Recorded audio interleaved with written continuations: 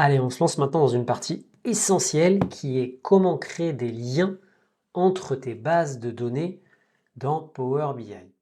En fait, tu t'en rends peut-être pas forcément compte, mais ici, on voit que lorsqu'on sélectionne le manager, rien ne change. Et en allant voir un petit peu de plus près dans notre partie de modèle, on voit qu'il n'y a aucun lien entre ces bases de données. Donc forcément, je ne peux pas interagir pour pouvoir croiser les informations. Si on revient sur les sources, voilà ce qu'on a. On a des consommations énergétiques qui ont un coût en fonction de site. J'ai un autre fichier qui va m'indiquer des managers.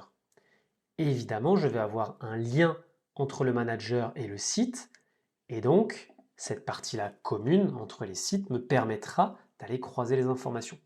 Idem sur cette partie juste ici, qui ne va pas me parler des managers, mais qui va me donner le nom des sites et notamment la région. Je vais encore une fois avoir une description par rapport à mon site ID. Donc, qu'est-ce que j'ai besoin de faire? Dans mon cas, j'ai besoin de créer des liens pour que cela puisse fonctionner, que mon information puisse se croiser correctement. Et attention, parce que parfois, tu peux te dire que ça fonctionne, parce que tu vois des chiffres, mais en fait, pas du tout.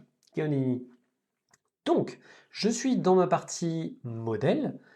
Normalement, Power BI, il y a une fonction qui est automatiquement appliquée, qui vient te créer des liens dans tes bases de données. Mais c'est quand même très important parce que parfois les liens sont mal créés, ne sont pas créés au bon endroit, pas créés sur la bonne colonne. Et donc, je te montre comment faire. Tu vas avoir deux possibilités. La première et la plus simple que je te recommande, c'est de venir chercher le champ qui va avoir une clé qui va te permettre de faire le lien avec ta table ici, ta table de dimension. Tu vas avoir différents paramètres possibles, mais en l'occurrence, et pour rester dans un cas simple, tu vas avoir une relation many to one, un sens simple, tu pourras avoir un sens double, et tu vas tout simplement sauvegarder. Ça devrait suffire. Idem sur cette partie de Site Dimension, ce qui va te permettre ici d'avoir des éléments quant à la région et quant au nom du site.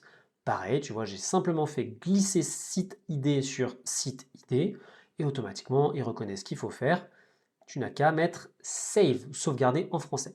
Et à partir de là, tu comprends qu'en fait, tu as bien une relation entre cette base de données-là qui va aller filtrer jusqu'à ta table de faits. Et de la même façon, sur la partie manager, tu vas avoir également une relation dans ce sens-là. Et maintenant, si on constate, est-ce que ça marche? Eh bien oui, on voit que les choses ont changé et on voit qu'il y a une interaction en fonction des différents graphiques.